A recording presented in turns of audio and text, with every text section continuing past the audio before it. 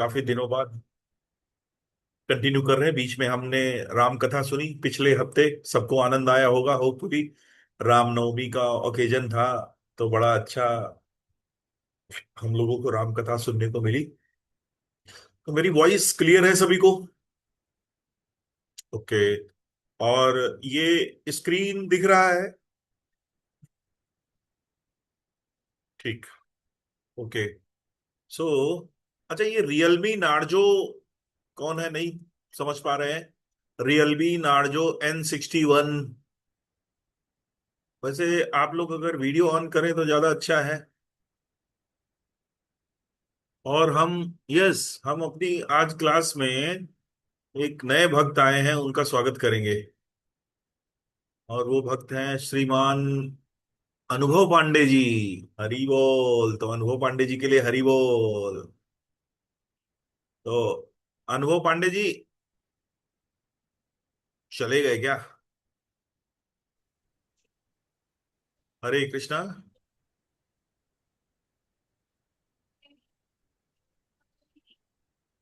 शायद डिस्कनेक्ट हो गया। अच्छा, रियलमी नार्जो ये कौन है, ये बता दे हमें। Realme Narzo. प्रभु जी। हरे कृष्ण। अच्छा। अरे समझ गए, प्रभु जी हैं। ठीक है, ठीक है। प्रभु जी। हरे कृष्ण। हरे कृष्णा, हरे कृष्णा, हरे कृष्णा।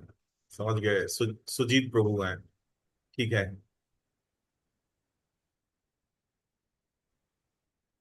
अनुभव पांडे जी चले गए, कोई बात नहीं। परदेसी प्रभु भी काफी दिनों बाद आए हैं। और प्रियंका माता जी हैं, हरि बोल जय। ओके। सो हम कंटिन्यू करते हैं अपनी क्लास को। तो ये तीसरा चैप्टर जो है हम कर रहे थे, कृष्ण की ओर। तो इस चैप्टर में अगर किसी ने कुछ लिखा हो, याद हो तो बताए। तो इस चैप्टर में का नाम है सर्वत्र और सदा कृष्ण का दर्शन। तो इसमें क्या है कि प्रभुपाद ने एक एग्जाम्पल दिया था। वो अंश और अंशी के बारे में बता रहे थे कि किस तरीके से हम भगवान के अंश हैं। और ये श्लोक भी भगवत गीता का बड़ा प्रसिद्ध श्लोक है। वो कोट किया गया था। ममैव वांछे जीवलोका जीव भूता सनातना मना षष्ठाणि इंद्रियाणि प्रकृति स्थानी कर्षति। तो अंश और अंशी के बारे में बताया था। और ये बताया था कि चूंकि हम भगवान के अंश हैं, तो अंश जब तक अंशी की सेवा नहीं करेगा तब तक प्रसन्न नहीं रह सकता है। जैसे कल संडे की क्लास में एक बहुत बढ़िया बताया था मुरली बदान प्रभु ने, कि जैसे प्रतिबिंब में हम हंसते हुए कब दिखते हैं? प्रतिबिंब के अंदर जब बिंब हंसता है, तभी प्रतिबिंब जो है वो हमको स्माइलिंग दिखता है। तो बिंब क्या है? कृष्ण है। और प्रतिबिंब क्या है? हम हैं। तो जब कृष्ण प्रसन्न होंगे तो हम भी प्रसन्न हो जाएंगे। तो यस, तो हमको आज यहां से पढ़ना था, जीवात्मा भौतिक संपर्क के कारण। तो कौन पढ़ना चाहेगा, अगर कोई देख पा रहा हो या दिखाई दे रहा हो? कोई पढ़ना चाहेगा? देख पा रहे हैं क्या, या हम ही पढ़े? चलो हम ही पढ़ते हैं। जीवात्मा भौतिक संपर्क के कारण अपूर्ण से पृथक हो गया है। अतः हमारे लिए यह आवश्यक है कि हम अपने आप को कृष्ण भावनामृत के द्वारा, जो हम में पहले से ही सुप्तावस्था में विद्यमान है, हम अपने आप को पुनः कृष्ण से जोड़ने का प्रयत्न करें। हम कृत्रिम रूप से श्री कृष्ण को भूलने का और स्वतंत्र जीवन व्यतीत करने का प्रयास कर रहे हैं, पर यह संभव नहीं है। जब हम श्री कृष्ण से स्वतंत्र रहने का प्रयत्न करते हैं, तो तुरंत हम भौतिक प्रकृति के नियमों के प्रभाव में आ जाते हैं। यदि कोई मनुष्य यह सोचता है कि वह श्री कृष्ण से स्वतंत्र है, तो वह कृष्ण की माया शक्ति के प्रभाव में आ जाता है। ठीक उसी प्रकार से जैसे कोई यह समझे कि वह सरकार का प्रशासन और उसके विधि निषेधों से मुक्त है, तो वह पुलिस नियंत्रण में आ जाता है। प्रत्येक व्यक्ति स्वतंत्र होने का प्रयत्न कर रहा है और इसे माया कहते हैं।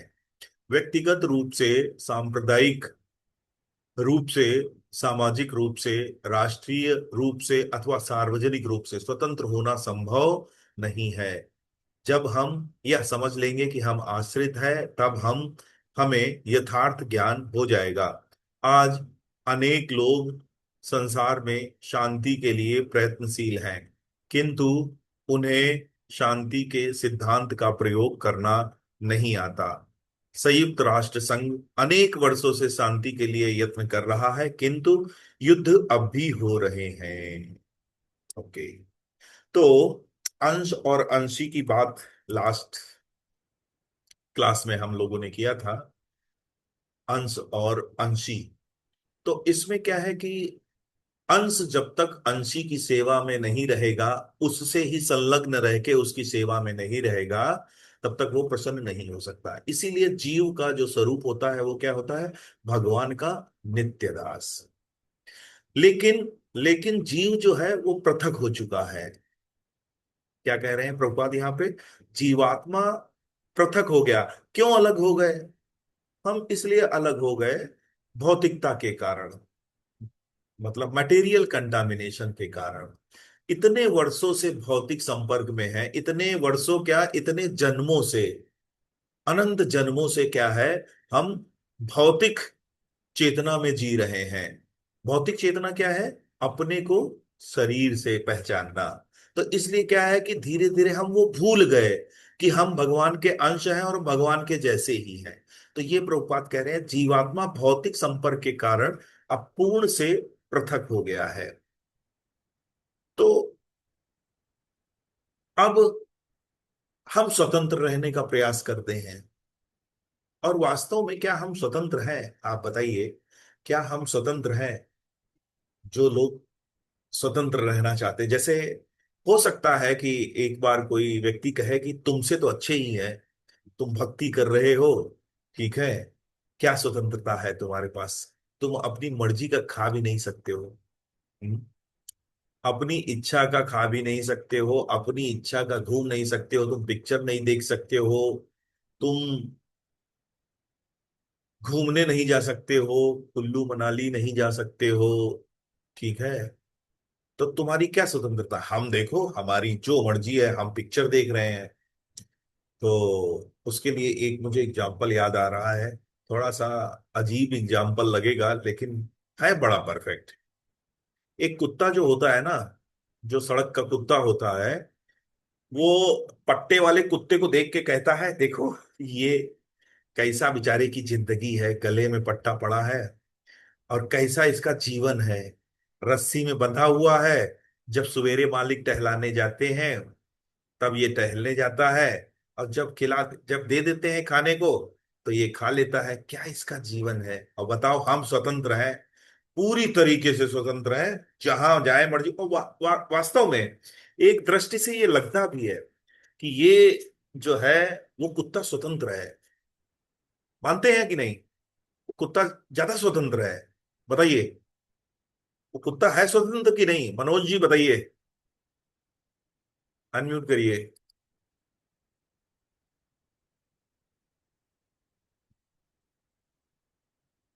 बोलिए बोलिए।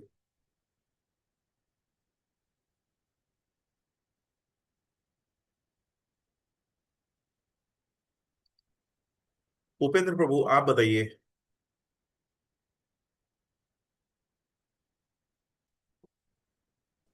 हरे कृष्णा प्रभु जी।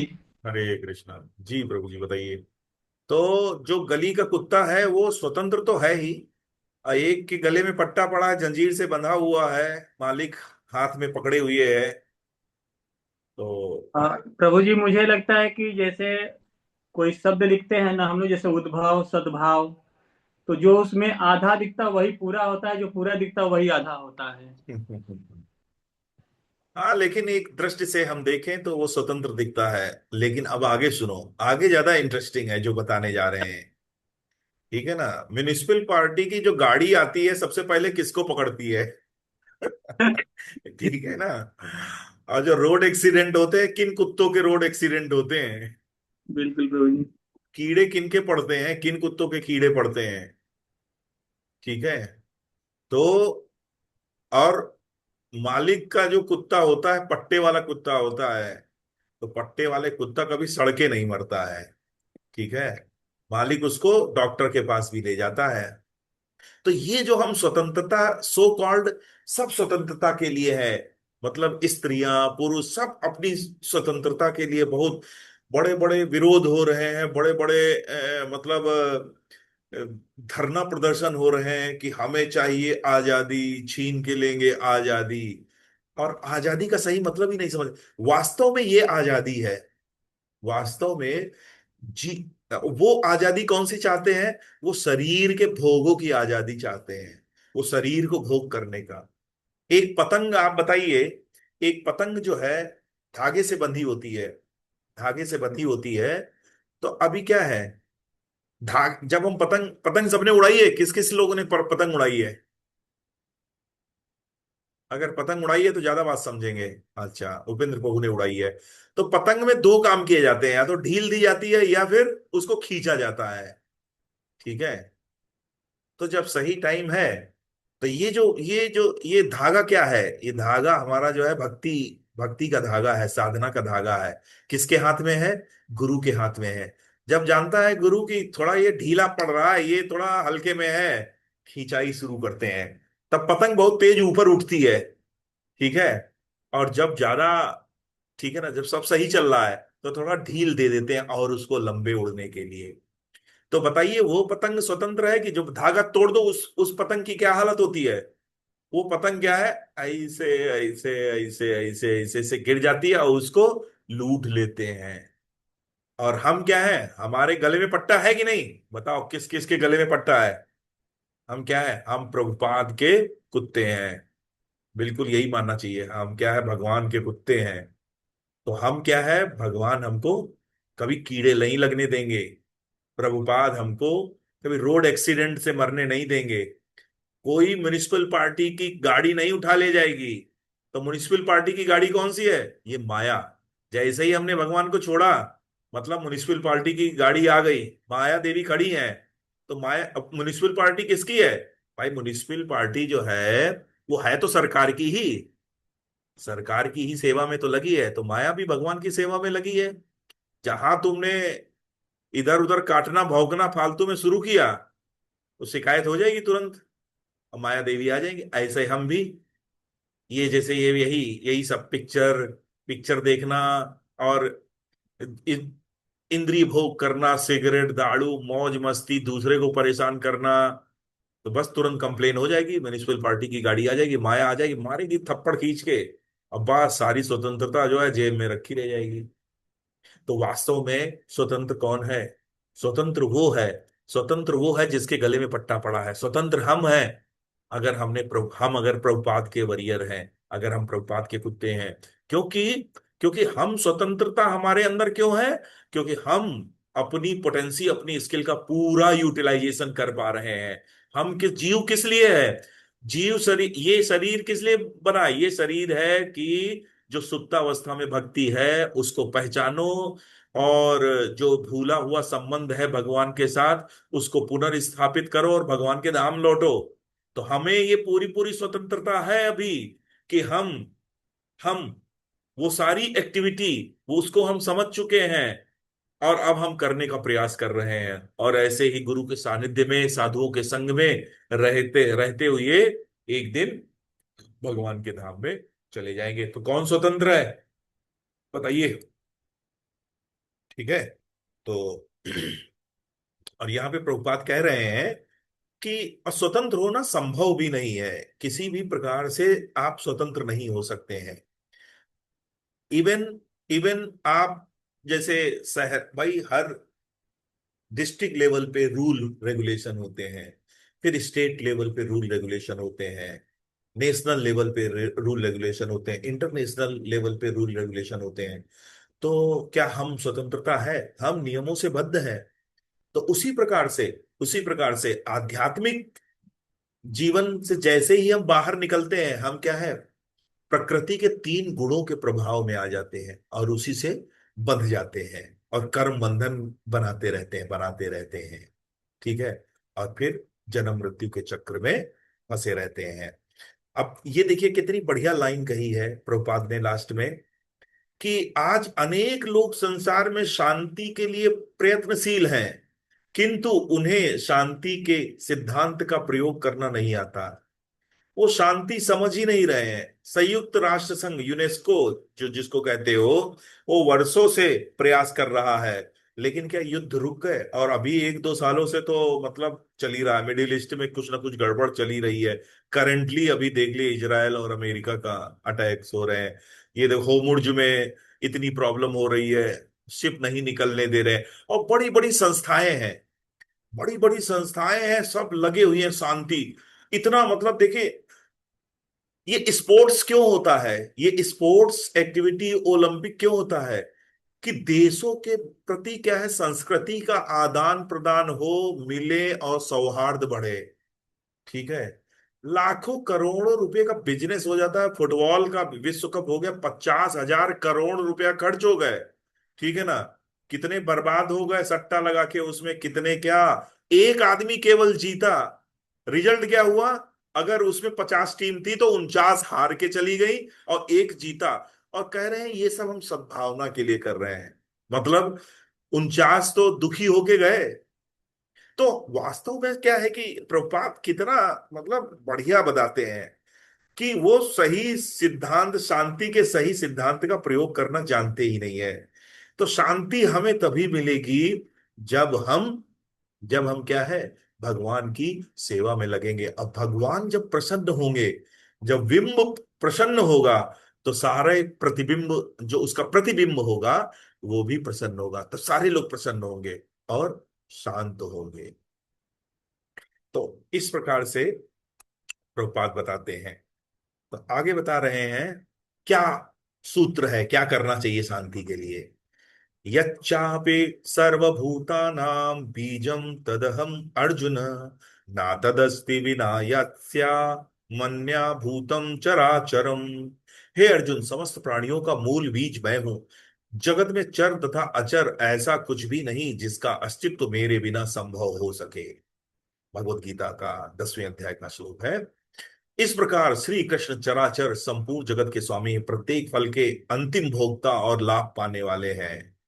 हम अपने को हम अपने को अपने परिश्रम के फल का स्वामी मान तो सकते हैं, किंतु यह एक भ्रम मात्र है। हमें यह समझ लेना चाहिए कि श्री कृष्ण ही हमारे सारे कर्मों के फलों के अंतिम स्वामी हैं। क्या कहते हैं भगवान? भोक्ताराम यज्ञ तपसाम सर्वलोक महेश्वर। सभी यज्ञों का भोक्ता जो है मैं हूं, सभी ईश्वरों का जो स्वामी हूं वो मैं हूं। तो इस तरीके से किसी कार्यालय में चाहे सैकड़ों आदमी काम कर रहे हैं, पर वो जानते हैं कि व्यापार में जो कुछ लाभ है वह सब उसके मालिक का है। जैसे बैंक खजांची, हाँ देखो बढ़िया एग्जांपल दिया। बैंक खजांची जो कैशियर होता है, एवरी डे पता नहीं कितने नोट गिन लेता है वो। ठीक है। लेकिन लेकिन उसके अंदर आसक्ति नहीं होती है। बैंक में आग लग जाए, ठीक है ना, उस पे एक सिहरन नहीं आएगी, उसके माथे पे एक पसीना नहीं। बैंक में आग लग जाए, करोड़ों रुपया जल जाए, ठीक है ना, क्यों? क्यों नहीं?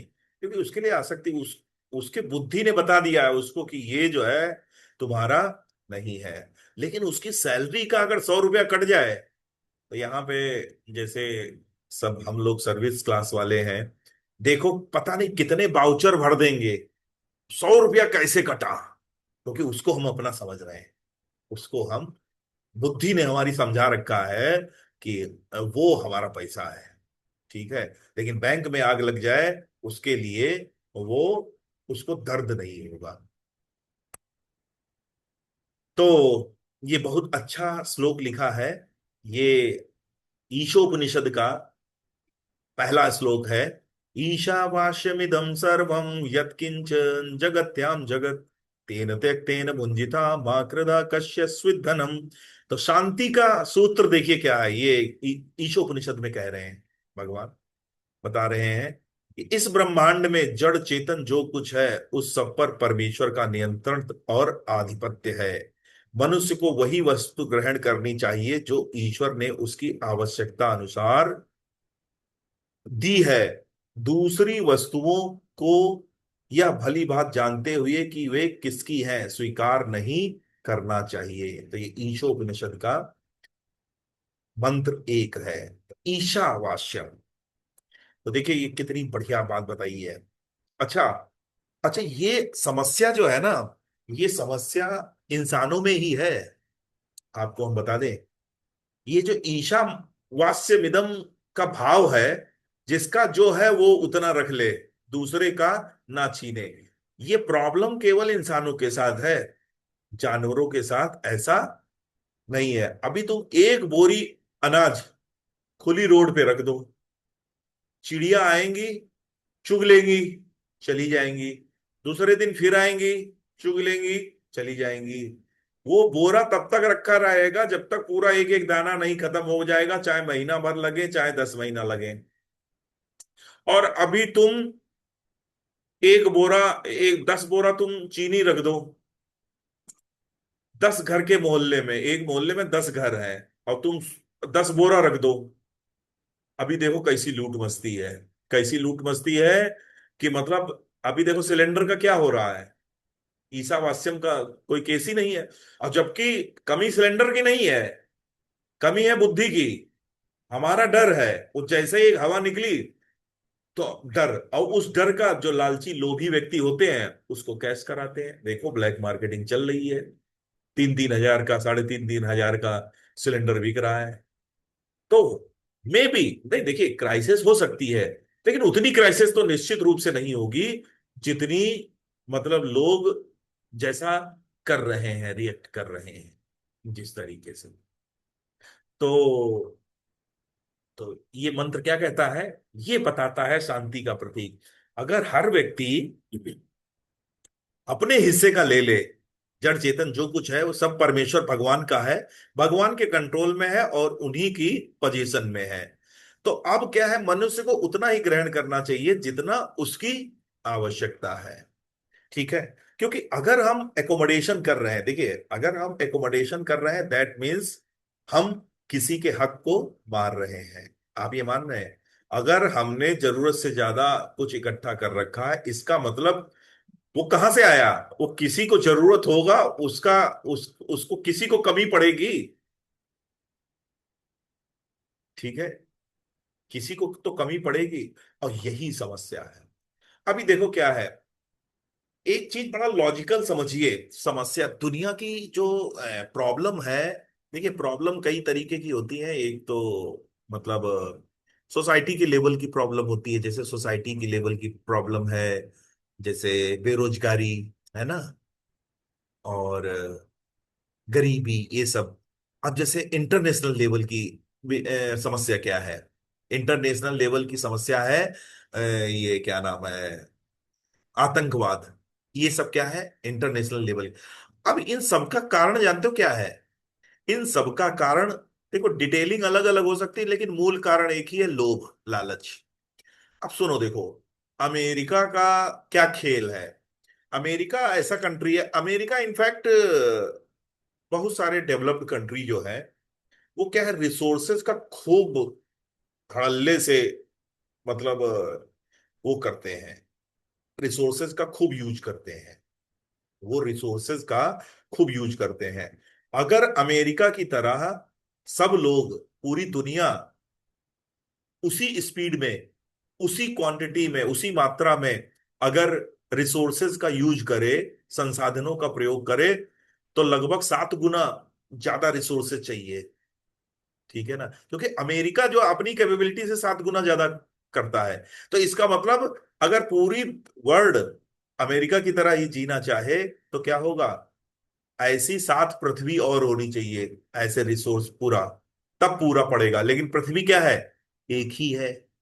अब क्या हुआ, तो फिर इसका मतलब दूसरे का हक मारोगे, जब तुम ज्यादा इस्तेमाल कर रहे हो इसका मतलब किसी का छीनोगे।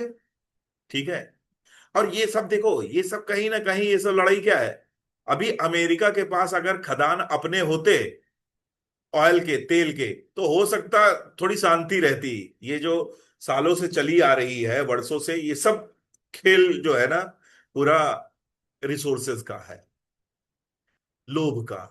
तो शांति जो है कहां से आएगी? जब तक हम ईसावास्य भाव में नहीं आएंगे, जैसा यहां पे बताया गया है। तो आगे पढ़ते हैं। ईसा वास्य अर्थात प्रत्येक वस्तु कृष्ण की है, यह भावना फिर से जागृत करनी चाहिए। केवल व्यक्तिगत स्तर पर ही नहीं, अपितु राष्ट्रीय और अखिल ब्रह्मांड के स्तर पर भी, तभी शांति स्थापित होगी। देखो, शांति का सूत्र बता दिया। और ये हम कैसे जानेंगे प्रत्येक वस्तु कृष्ण की है? ये भावना कैसे जागृत करेंगे? जब हम कृष्ण को जानेंगे। पहले तो भाई कृष्ण को जानना चाहिए ना, कृष्ण को जाने। तो हम पहले भगवान को जाने, तब हम जानेंगे, तब हम ये समझ पाएंगे ईशावास्य का जो भाव है, तब हम इसको समझ पाएंगे। लेकिन जब तक हम ये नहीं समझेंगे, तब तक हमारे सारे जो है प्रयास व्यर्थ हैं। चाहे नाटो बनाओ, चाहे संधियां लगाओ कि हम एटम परमाणु शक्तियां यूज नहीं करेंगे, नाटो कंट्री बनाओ, चाहे यूनेस्को बनाओ, कुछ भी करो, G20, G30, G100, कुछ भी कर डालो, लेकिन शांति होने वाली नहीं है। तो प्रभुपाद कहते हैं, संसार में अनेक मनुष्य अपने परिवार को लाभ पहुंचाने का प्रयत्न कर रहे हैं, किंतु दुर्भाग्य से वे सफल नहीं हो पाते। वे नहीं जानते कि वास्तविक समस्या है क्या। समस्या ही नहीं समझ पा रहे हैं हम, तो हमारा सॉल्यूशन, सॉल्यूशन तो हमारे पास है। हमारे पास बहुत सारे सॉल्यूशन है, हर चीज का समाधान है। आज का विज्ञान जो है, आज के विचारधारा, आज के जो दार्शनिक है, हर चीज का उनके पास समाधान है, हर समस्या का समाधान है। लेकिन वो समाधान काम क्यों नहीं कर पा रहा है? क्योंकि वो समस्या सही से समझ नहीं पाए। जब तक सही समस्या नहीं समाधान तो तुम्हारा ठीक है, समाधान बिल्कुल सटीक बैठता है, जो समस्या आई समाधान। लेकिन समस्या ही कहाँ सही है? प्रॉब्लम तो ये है, समस्या ही हम नहीं सही समझ पा रहे हैं कि समस्या क्या है। तो समस्या क्या है? कि हम ईसावास्य के भाव में नहीं है। और जब तक हम ये नहीं समझेंगे, तब तक शांति नहीं हो पाएगी। आगे बढ़ते हैं। तो ये ईसावास्य भाव जो है कि हर वस्तु कृष्ण की है, भगवत गीता में भी इसको भगवान कहते हैं कि ये चतुश्लोकी भगवत गीता का पहला श्लोक है। अहम सर्वस्व प्रभवो मत्तः सर्वं प्रवर्तते इति मत्वा भजन्ते माम बुधा भाव समन्विता। भगवान कह रहे हैं, भैया सब कुछ अहम सर्वस्व, सब कुछ मुझसे ही इमेनेट हो रहा है, सब कुछ मुझसे ही उत्पत्ति, मैं ही सबकी उत्पत्ति के कारण हूं, सब कुछ मुझसे ही उद्भूत है। जो बुद्धिमान लोग यह पूर्णतया जानते हैं, वे भक्ति भाव से मुझे भजते हैं और सच्चे हृदय से मेरी पूजा करते हैं और आनंद में रहते हैं। सिंपल। तो अब ये सॉल्यूशन है, ये असली सॉल्यूशन है। और वो अप्लाई नहीं कर रहे हैं, और दुनिया भर के हम समाधान अप्लाई कर रहे हैं जो हमारी समस्या है ही नहीं। ये बात समझ में आए? तो समस्या ये है कि हम भगवान के अस्तित्व को और अपने अस्तित्व को और अपने संबंध को नहीं समझ पा रहे हैं। इस श्लोक में बुद्ध शब्द प्रयुक्त हुआ है, जो बुद्धिमान या विद्वान मनुष्यों को निर्देशित करता है। उसका क्या लक्षण है? वह जानता है कि श्री कृष्ण इस संपूर्ण सृष्टि के उद्गम है। वह समझता है कि वह जो कुछ भी देखता है, वह श्री कृष्ण से उत्पन्न हुआ है। यह भौतिक जगत में यौन जीवन सबसे महत्वपूर्ण तत्व है। काम भाव सभी जीवों में पाया जाता है। ऐसा प्रश्न हो सकता है कि यह काम भाव वस्तुतः कहाँ से आता है? तो बुद्धिमान मनुष्य समझता है कि यह काम भावना श्री कृष्ण में, आखिरी की लाइन इसमें दिख नहीं पा रही है, ये श्री कृष्ण में है, और वह ब्रज की गोपिकाओं के साथ उनके संबंधों में प्रकट होती है। इस भौतिक जगत में जो कुछ भी पाया जाता है, वह श्री कृष्ण में भी परिपूर्ण रूप से पाया जाता है। अंतर यह है कि भौतिक जगत में प्रत्येक वस्तु विकृत रूप में दिखाई देती है। क्या इसका मतलब हुआ? मतलब everything is perverted reflection of spiritual world. ये जो है भौतिक वर्ड क्या है, परछाई है किसकी, आध्यात्मिक जगत। तो परछाई कभी रियल होती है। एक अगर पेड़ जो है, एक पेड़ का नदी में आप उसकी परछाई देख रहे हैं, तो वो बिल्कुल उसी पेड़ जैसा ही है। लेकिन लेकिन क्या उस परछाई वाले पेड़ के फल से हम अपनी तृप्ति पूरी कर सकते हैं? वो क्या हमको स्वाद दे सकता है? वो फल हमको स्वाद नहीं दे सकता है। तो इसी तरीके से इस भौतिक जगत की स्थिति है। यहाँ पे क्या है, हर चीज रिफ्लेक्शन है, परवर्टेड रिफ्लेक्शन। तो वही देखिए प्रभुपाद ने यहाँ पे कहा कि ये जो काम है, ये जो काम भाव है, ये क्या है फिर? ठीक है, ये काम भाव जो है सभी जीवों को आता है, ये कहाँ से आया? तो वास्तव में ये क्या है, विशुद्ध प्रेम है जो गोपिकाओं और कृष्ण के बीच का आदान प्रदान है। वो जब भौतिक जगत में आ जाता है तो वही विकृत रूप, उसी को काम कहते हैं। प्रेम जो है, प्रेम का विकृत रूप काम है। प्रेम कहाँ है? जो गोपिकाओं और कृष्ण का आदान प्रदान है, वो प्रेम है, विशुद्ध प्रेम है। और उसी का विकृत रूप, उसी का विकृत रूप जो है भौतिक जगत में काम बन जाता है। तो ये यहाँ पे बता रहे हैं, कृष्ण में ये सारी वृत्तियां हैं और उनका प्राकट्य अपने शुद्ध रूप में आध्यात्म के संबंध में पाई जाती है। जो इस बात को तत्वतः पूर्ण ज्ञान में जानता है वह श्री कृष्ण का शुद्ध भक्त जानता है। और भगवान वैसे भी कई बार ये शब्द बोला है, तत्वतः। तत्वतः ये किसमें, उसमें जन्म कर्म च मे दिव्यम एवं यो वेत्ति तत्वतः, जो मुझे तत्वतः जानता है। ठीक है ना? तो ये भगवान को तत्वतः जानने का मतलब क्या है? भगवान को तत्वतः जानने का मतलब ये है कि भगवान जो है, भगवान ही परम सत्य है। ठीक है ना? और भगवान का लोक शाश्वत है, वो परम सत्य है। बाकी ये भौतिक जगत जो है, ये छाया मात्र है। तो हमें वहां पे बहुत ज्यादा प्रयास नहीं, सुख ढूंढने के प्रयास नहीं करने चाहिए। ये भौतिक छाया है, इस जानकारी को यूज करना चाहिए। इस जानकारी को यूज करना चाहिए और समझना चाहिए कि हम भौतिक जगत में लौट सके। तो यहाँ पे जो है हम क्लोज करते हैं। किसी का कोई प्रश्न है, कोई जिज्ञासा है, कोई कुछ शेयर करना चाहता है तो बताए। हरे कृष्ण।